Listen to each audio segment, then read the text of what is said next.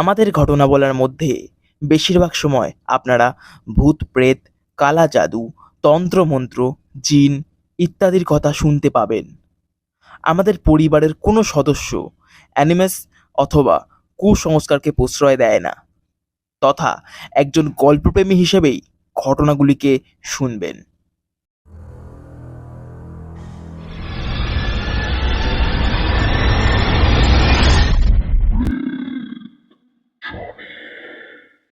নমস্কার বাঙালি, আমারও আপনার কিছু সত্য ও ভৌতিক ঘটনা দিয়ে সাজানো আমাদের বিশেষ নিবেদন প্রেতজনী। আপনাদের ঘটনা আমাদের গল্প। স্বাগত সবাইকে নতুন একটি ভয় ও সাসপেন্সের এপিসোডে। আজ যে ঘটনাটি তোমাদেরকে বলবো, ঘটনাটি আমার খুবই প্রিয় একটি জায়গাকে ঘিরে। এই জায়গার নাম শোনেনি এমন মানুষ খুব কমই আছে। এই জায়গাকে ঘিরে এমন একটি ঘটনা শুনবো তা সত্যিই আমি ভাবতেই পারিনি। জায়গাটির নাম শুনলে তোমরা সত্যিই অনেকে বলবে যে জায়গাটা শুধু আমার নয়, তোমাদেরও অনেকেরই পছন্দের একটি জায়গা। এই জায়গার নাম তারাপীঠ মহাশ্মশান। এই জায়গাকে ঘিরে অনেক গল্প আছে, অনেক ঘটনা আছে। তবে আজ যে ঘটনাটি তোমাদেরকে বলবো, ঘটনাটি সত্যিই কিন্তু লোমহর্ষকের মতন একটি ঘটনা। কিন্তু তার আগে যারা যারা আমার গলা একদম নতুন শুনছো এবং আমাদের পরিবারে তোমরা একদম নতুন, তাদেরকে বলছি প্লিজ একটি করে সাবস্ক্রাইব এবং একটি করে লাইক করতে কিন্তু কেউ ভুলবে না, এবং কমেন্ট করে জানাও আজকের ঘটনা তোমাদের কেমন লাগছে। ঘটনা পাঠে আমি রাজ। শুরু করছি আজকের 28 নম্বর এপিসোড।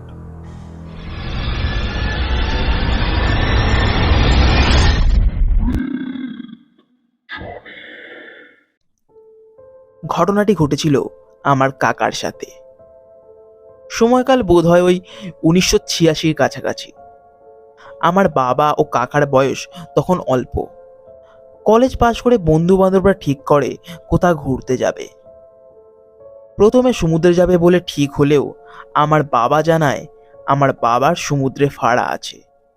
আমার বাবা ও কাকার বয়সের মাঝে মাত্র 2 বছরের অন্তর, তাই বাবা ও কাকার বন্ধুরা প্রায় একই ছিল। বাবার সমুদ্রে ফাড়া থাকায় অনেক চিন্তাভাবনা। হেই রাজদা ও প্রেতজনী পরিবার, আমি অঞ্জলি দেবনাথ বারাসাত থেকে ঘটনাটি লিখছি। কেমন আছো তোমরা সবাই? আশা করছি সবাই একদম ভালো আছো। রাজদা, আমি আগেও তোমাকে একটি ঘটনা পাঠিয়েছিলাম, মনে হয় ওই ঘটনাটি তোমার খুব একটা ভালো লাগেনি। তবে আবারও একটি ঘটনা পাঠালাম, আশা করছি এই ঘটনাটি তোমার ভালো লাগবে। এবার ঘটনায় আসি। ঘটনাটি ঘটেছিল আমার কাকার সাথে। সময়কাল বোধ হয় ওই 1986-র কাছাকাছি। আমার বাবা ও কাকার বয়স তখন অল্প। কলেজ পাশ করে বন্ধু বান্ধবরা ঠিক করে কোথাও ঘুরতে যাবে। প্রথমে সমুদ্রে যাবে বলে ঠিক হলেও আমার বাবা জানায় আমার বাবার সমুদ্রে ফাড়া আছে। আমার বাবা ও কাকার বয়সের মাঝে মাত্র 2 বছরের অন্তর, তাই বাবা ও কাকার বন্ধুরা প্রায় একই ছিল। বাবার সমুদ্রে ফাড়া থাকায় অনেক চিন্তাভাবনার পর ঠিক হলো সামনের কৌশিকী অমাবস্যায় তারা তারাপীঠ মহাশ্মশানে যাবে। এবং শুধু যাবেই না, তারা রাতও কাটাবে সেইখানে। একেই ব্যাচেলার, তার মধ্যে নতুন কিছু এক্সপিরিয়েন্স করার আশায় সবাই একমতে রাজি হয়ে যায়। তবে এই যাত্রা আমার কাকার জীবনের সবচাইতে ভয়ঙ্কর একটি যাত্রা হবে, তা আমার কাকা ভাবতেও পারেনি। 3 সপ্তাহ পর আসে সেই দিন। কৌশিক অমাবস্যার আগের দিন রাতে রওনা হয় তারা ছিল মোট 4 জন। বন্ধুদের গ্রুপে ছিল অনেকেই, কিন্তু বেশিরভাগ জনের বাড়ি থেকে অনুমতি দেয়নি, তাই শেষে এসে ঠেকেছে এই 4 জন। প্রায় বিকাল 5টায় রওনা হয় তারা। ব্যারাকপুর থেকে বাস ধরে হাওড়া ও সেখান থেকে তারাপীঠ। স্টেশনে প্রায় 1 ঘন্টা আগে পৌঁছে শোনা যায় হাওড়া টু রামপুরহাট যাওয়ার ট্রেন আধা ঘন্টা লেট। প্রায় 1.5 ঘন্টা পর এসে পৌঁছায় ট্রেন। তারা ট্রেনে ওঠে এবং যথাসময় ট্রেন ছাড়ে। প্রায় 3 থেকে 3.5 ঘন্টার পর তারা এসে পৌঁছয় রামপুরহাট স্টেশন। সেখান থেকে পায়ে চাপা ভ্যানে উঠে তারা তাদের হোটেলে পৌঁছয়। পরের দিন সকালে তাড়াতাড়ি ঘুম থেকে উঠে সবাই তৈরি হয় পূজা দিতে যাবে বলে। মন্দিরে পুজো দিতে গিয়ে দেখে কৌশিকী অমাবস্যায় মাকে পুজো দেওয়ার জন্য ভিড় উপচে পড়েছে মন্দিরে। এই ভিড় দেখে পরীক্ষিত কাকু বলে, এই তিলক, বলি আজ পুজোটা দিতে পারবো তো? যা লাইন পড়েছে বোধহয় কালই মন্দিরে গিয়ে ঢুকবো। আমার কাকু হাসতে হাসতে উত্তর দেয়, আরে অপেক্ষা কর, মায়ের কাছে এসেছিস, অপেক্ষা না করলে হয়। এই শুনে পরীক্ষিত কাকু একটা দীর্ঘশ্বাস ফেলে চুপ করে যায়। প্রায় 6 ঘন্টা পর তাদের পূজা দেওয়া শেষ হয়। তারপর তারা হোটেলে ফিরে আসে। হোটেলে ফিরে বিনয় কাকু সবাইকে জানায় সে ড্রিঙ্ক করার জন্য মদ কিনে এনেছে। এই কথা শুনে আমার বাবা ও পরীক্ষিত কাকু অনেক বকাবকি করতে শুরু করে, কিন্তু আমার কাকু ও বিনয় কাকু অনেক জোরাজোরি করতে থাকে আমার বাবা ও পরীক্ষিত কাকুকে। তারপর আমার কাকু বলে, দাদা তুই আর মানা করিস না, দেখ সবাই মিলে ঘুরতে এসেছি, কলেজও শেষ, আবার কবে এমনভাবে ঘুরতে আসবো তার কোনো ঠিক নেই। আমরা তো রোজ খাচ্ছি না রে বাবা, তুই আর মানা করিস না কিন্তু দাদা। এই শুনে আমার বাবা আর মানা করতে পারে না। সময় গড়িয়ে দুপুরের পর হয় রাত। রাত হতে তারা তৈরি হয়ে বেরিয়ে পড়ে শ্মশানের উদ্দেশ্যে। রাত 10টা। মহাশ্মশানে তখন তান্ত্রিক, সাধু ও সন্ন্যাসীদের রাজত্ব। ঘুটঘুটে অন্ধকার, চারিদিকে হোমযজ্ঞের আগুনে জেগে উঠেছে তারাপীঠ। তান্ত্রিকদের মন্ত্রোচ্চারণ ভেসে আসছে চারিদিক থেকে। গায়ে কাঁটা ধরিয়ে দেওয়ার মতন আবহাওয়া। এতটাই অন্ধকার যে নিজের হাতই দেখা যাচ্ছে না। শ্মশানে জ্বলছে চিতা। মরা পোড়া গন্ধ যেন সারা শ্মশানে ভরে আছে। হাঁটতে হাঁটতে আমার কাকার চোখ পড়ে প্রায় শ্মশানের শেষের দিকে এক তান্ত্রিকের ওপর। এক বিরাট গাছের তলায় উলঙ্গ অবস্থায় যজ্ঞের আগুনের সামনে ধ্যানের আসনে বসে এক মনে মন্ত্রোচ্চারণ করে চলেছে। এই দেখে আমার কাকু তাকে নিয়ে খিল্লি করে ও হাসাহাসি করতে শুরু করে। আমার বাবা ও তার আরো বন্ধুরা তাকে মানা করলেও সে কোনো কথাতেই পাত্তা দেয় না। সেই তান্ত্রিকের শরীরে কোনো রকম বস্ত্র না থাকার কারণে আমার কাকা সেই নিয়ে আরো হাসাহাসি করতে থাকে। এরপর আমার কাকা যা করে তা হয়তো আমার কাকার জন্মের সবচাইতে বড় ভুল ছিল। নেশার খেয়ালে আমার কাকা সেই তান্ত্রিককে দেখে হাসি ঠাট্টা করতে করতে কাকার গায়ের জামা খুলে তার দিকে ছুঁড়ে মারে। সেই জামা তান্ত্রিকের গায়ে লেগে মাটিতে রাখা ঘটির উপর পড়ে এবং ঘটির সব জল মাটিতে পড়ে যায়। এরপর তান্ত্রিক রেগে ধ্যান ভঙ্গ করে মন্ত্রোচ্চারণ থামিয়ে উঠে দাঁড়ায় এবং বলে, বেয়াদব ছেলে, আমার যজ্ঞ আজ তুই নষ্ট করেছিস, এর ফল ভালো হবে না, ভালো হবে না এর ফল। এই শোনা মাত্রই আমার বাবা ও অন্যান্য বন্ধুরা কাকাকে নিয়ে সেইখান থেকে ভয় পালিয়ে আসে হোটেলে। হোটেলে এসে সবাই মিলে কাকাকে অনেক বকাবকি করতে থাকে, কিন্তু বকাবকি করলেও আর কোনো লাভ হতো না। যা হবার তা সত্যিই হয়ে গিয়েছিল। কাকার মাথায় যে বিপদ নেমে এসেছিল তা কাকা ভাবতেও পারেনি। এর পরের দিনের ট্রেনেই কাকারা বাড়ি ফেরে। কেটে যায় 2 দিন। 2 দিনের মাথায় ঘটে একটি অদ্ভুত ঘটনা। কাকা সকালে প্রতিদিনের মতনই ঘুম থেকে ওঠে। ঘুম থেকে উঠতে কাকা হঠাৎ অনুভব করে কাকার ওজন যেন তার স্বাভাবিক ওজনের তুলনায় অধিক পরিমাণে বেড়ে গিয়েছে। কাকা যেন নিজের ওজন নিজেই বহন করতে পারছে না। অনেক চেষ্টা করে কিন্তু সবই বিফলে যায়। চিৎকার করে আমার ঠাকুমাকে ডাকে।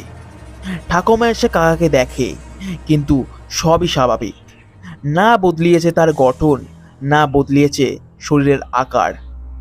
তবে হঠাৎ এইভাবে ওজন বাড়ে কিভাবে তা কেউ বুঝতেই পারে না। এরপর পরের দিন সকাল, কাকা পুরোপুরি শয্যাশায়ী হয়ে পড়ে। খাট থেকে ওঠার ক্ষমতাটুকুর কাকা পাচ্ছিল না। কাকা অনুভব করে তার পিঠে প্রচণ্ড পরিমাণে ব্যথা করছে। আমার বাবা আসতে অনেক কষ্টে কাকাকে ঘুরিয়ে পিঠের দিকে তাকাতে দেখে অজস্র পরিমাণে নখের আঁচড়ের দাগ, গল গল করে রক্ত পড়ছে সেইখান থেকে। কিভাবে হয়েছে জিজ্ঞাসা করায় কাকা বলে যে সে কিছুই জানে না, সকাল থেকে তার পিঠে খুব ব্যথা করছিল, তারপর এই সব। এরপর বাড়ির সবাই মিলে কাকাকে হসপিটালে অ্যাডমিট করে। ডক্টর চেক আপ করার পরও কিছু বুঝতে পারে না। এরপর কাকার অবস্থা আরও গুরুতর হতে থাকে। প্রত্যেক দিন কাকার শরীরে পাওয়া যেত অজস্র নখের দাগ, এবং কাকা বলতো রাতে করে কেউ নাকি রাগের চোটে কাকার দিকে একভাবে তাকিয়ে থাকে। এরপর দিন থেকে শুরু হয় রক্তের বমি। কাকা কিছু খেলেই শুরু হয়ে যেত রক্তের বমি। এক এক করে কাকার মাথার সব চুল ঝরে যেতে শুরু করে। কাকাকে দেখে মনে হতো কোনো এক বৃদ্ধ তার মৃত্যুর দিনের জন্য আপ্রাণ অপেক্ষা করে আছে। ডাক্তাররা অনেক চেষ্টা করে, কিন্তু সব কিছুই বিফলে যায়। বাড়ির সব লোক ভেঙে পড়ে। তারপর আমার বাবার মনে পড়ে তারাপীঠের সেই ঘটনার কথা। বাড়ির সবাইকে সেই ঘটনা জানায়। এই শুনে বাড়ির আর কেউ সময় নষ্ট না করে কাকাদের ওইখানকার সব থেকে বড় ওঝাকে, ওঝা এসে কাকাকে দেখে এবং খুব রেগে গিয়ে জানায়, অসম্ভব, এই ছেলেকে আর কোনো মতেই বাঁচানো সম্ভব নয়। কিভাবে হলো এই অবস্থা? তারপর আমার বাবা সব ঘটনা সেই ওঝাকে জানায়। তারপর ওঝা বলে, ভুল করেছে, অনেক বড় ভুল করেছে। সেই তান্ত্রিক তোমার ভাইয়ের কাছে এক ক্ষুধার্ত পিশাচ চালনা করেছে, যে পিশাচ তোমার ভাইকে 3টে পর্যায় শেষ করবে। প্রথম, তার শরীরের সমস্ত ক্ষমতা শুষে নেবে। দ্বিতীয়, তার শরীর ছিন্ন ভিন্ন করবে এবং সমস্ত রক্ত চুষে খাবে। এবং অন্তিম পর্যায়ে তোমার ভাইয়ের যৌবন তার কাছ থেকে ছিনিয়ে নেবে এবং তারপর মৃত্যু। এই ঘটনা শোনার পর বাড়ির সবাই খুবই ভেঙে পড়ে। ওঝা জানায় কাকা একদম শেষ পর্যায়ে। এইখান থেকে কাকাকে ফিরিয়ে আনা হয়তো আর সম্ভব নয়। সত্যি তাই হলো।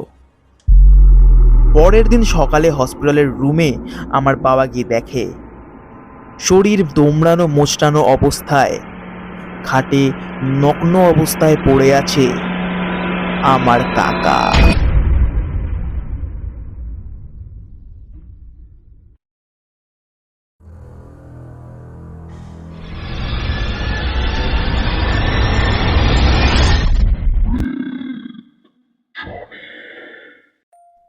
কেমন লাগলো আজকের ঘটনা?